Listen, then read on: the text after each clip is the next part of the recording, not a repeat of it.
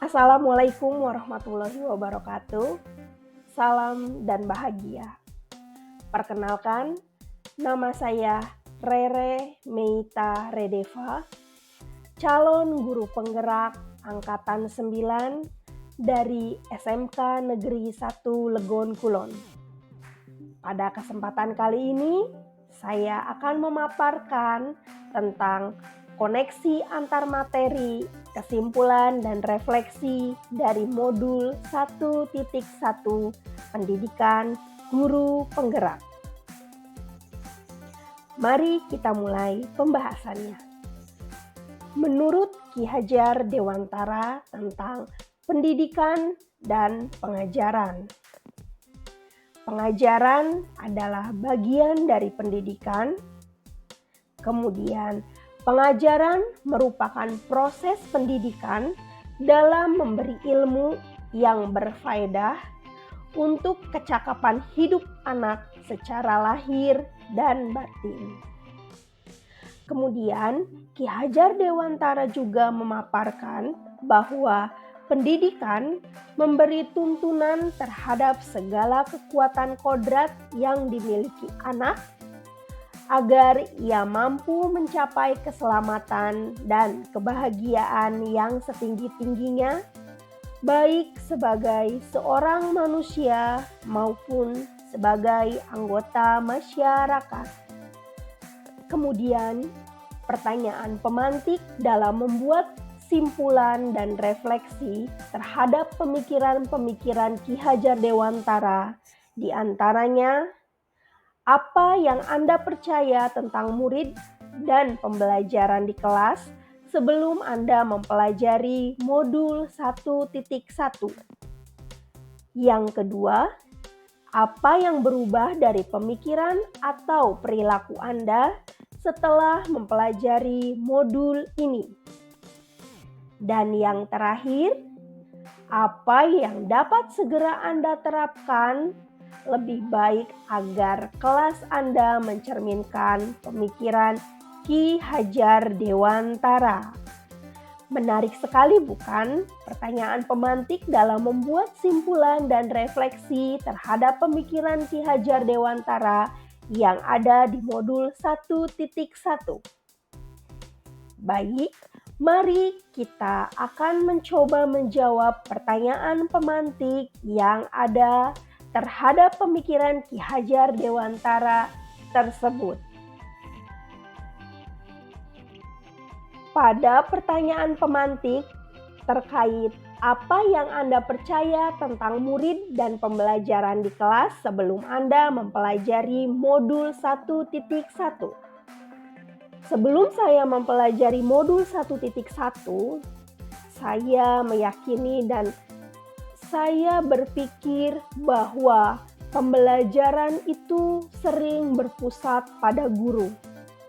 Yang kedua, kurang mengeksplorasi metode pembelajaran. Yang ketiga, berfokus pada hasil bukan proses. Yang keempat, merasa gagal jika murid tidak mencapai nilai KKM. Yang artinya, di sini saya masih berpikir bahwa ketika di kelas, guru harus memberikan segalanya untuk murid tanpa mempertimbangkan proses yang dilakukannya, sehingga hanya melihat ketercapaian nilai murid yang mencapai KKM saja. Selain itu, kurang memperhatikan keadaan fisik dan psikolog murid. Ketika memulai pembelajaran atau berada di tengah-tengah pembelajaran, terkadang guru hanya berfokus pada mata pelajarannya saja. Bahkan seringkali kita melewatkan keadaan peserta didik di kelas itu sedang seperti apa, sedang merasa seperti apa. Selanjutnya, murid hanya sebagai objek pembelajaran, yang mana murid hanya diberikan apa saja yang ingin guru berikan. Kemudian menyamaratakan kebutuhan dan karakteristik murid. Setiap murid sejatinya memiliki kebutuhan dan karakteristik yang berbeda. Sebelum mempelajari modul 1.1 ini, saya menyamaratakan kebutuhan dan karakteristik murid tersebut. Kemudian, apa yang berubah dari pemikiran saya atau perilaku Anda setelah mempelajari modul ini? Ini menarik sekali karena dalam mempelajari modul 1.1 terkait konsep pemikiran Ki Hajar Dewantara, saya menyadari bahwa pemaparan Ki Hajar Dewantara saat itu ternyata dapat sesuai dan dapat diaplikasikan dengan pendidikan saat ini. Bahwa pendidikan itu menuntun, berpusat pada murid, harus sesuai kodrat zaman dan alam, serta peranan keluarga dalam pendidikan dasar budi pekerti. Pada saat itu luar biasa sekali Ki Hajar Dewantara sudah memiliki pemikiran bahwa pendidikan itu harus menuntun, bukan memaksa. Kemudian harus berpusat pada murid, yang seringkali kita terlupakan ketika pembelajaran di kelas yang menjadi pusat pembelajaran adalah guru. Kemudian harus menyesuaikan dengan kodrat zaman dan alamnya.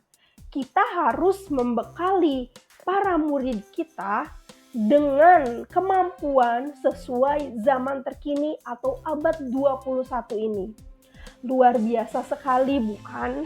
Pemikiran Ki Hajar Dewantara ini, dan hal ini membuat pemikiran serta perilaku saya berubah setelah mempelajari modul 1.1 yang berkaitan dengan konsep pemikiran Ki Hajar Dewantara. Setelah mempelajari hal tersebut yang berubah dari perilaku dan pemikiran saya, yang pertama itu adalah mengidentifikasi karakteristik murid pada awal pembelajaran. Kemudian menggunakan media pembelajaran berbasis teknologi terkini. Selanjutnya melakukan pembelajaran yang berpusat pada peserta didik, serta merelevasikan pembelajaran dengan contoh nyata yang sesuai dengan sekitar. Tidak lupa juga kita menyediakan waktu untuk murid untuk dapat lebih mengeksplorasi materi pembelajaran. Selanjutnya, menyediakan ruang untuk murid agar dapat berpendapat dan berekspresi. Lalu peran guru sebagai fasilitator pembelajaran serta melakukan refleksi setelah proses kegiatan pembelajaran. Nah, kedelapan hal ini adalah perubahan dari pikiran dan perilaku saya setelah mempelajari modul 1.1 tersebut. Setelah 8 poin yang saya sebutkan tadi mengenai perubahan perilaku dan pemikiran saya, kemudian yang dapat segera saya terapkan di kelas untuk mencerminkan pemikiran Ki Hajar Dewantara, itu adalah merancang media pembelajaran yang interaktif dan menyenangkan hingga dapat menarik perhatian murid. Nah, merancang kegiatan media pembelajaran ini tak lupa juga disertai dengan menganalisis karakteristik peserta murid pada awal pembelajaran. Jadi, sebelum kita membuat media pembelajaran, kita merancang dulu bagaimana kita menganalisis kebutuhan peserta didik, sehingga media pembelajaran yang kita buat dapat sesuai dengan kebutuhan dan karakteristik murid tersebut. Selanjutnya, menerapkan pembelajaran yang membuat murid berpikir kritis, mandiri, kreatif, komunikasi, dan kolaborasi. Jadi, dalam kegiatan pembelajaran, student center yang mana pusat dari pembelajaran tersebut adalah murid. Murid tersebut bisa untuk berpikir kritis, mandiri, kreatif, berkomunikasi, dan berkolaborasi. Kemudian yang ketiga, Menuntun pembelajaran dengan berperan sebagai fasilitator di kelas dan melakukan identifikasi karakter murid. Jadi, peran saya di kelas menjadi seorang fasilitator di mana saya memfasilitasi kebutuhan peserta didik berdasarkan identifikasi karakter murid tersebut. Wah, hal-hal yang akan saya terapkan di kelas ini saya dapatkan setelah saya memahami tentang pemikiran Ki Hajar Dewantara terkait filosofi pendidikan dan konsep pendidikan menurut Ki Hajar Dewantara. Sampai kita pada simpulannya bahwa setelah mempelajari tentang filosofi pemikiran Ki Hajar Dewantara, simpulan yang didapatkan yaitu pendidikan yang menuntun, di mana guru menjadi fasilitator dan menuntun perkembangan murid. Kemudian memerhatikan kodrat alam dan zamannya, sehingga pembelajaran yang dilaksanakan dapat mudah diterima.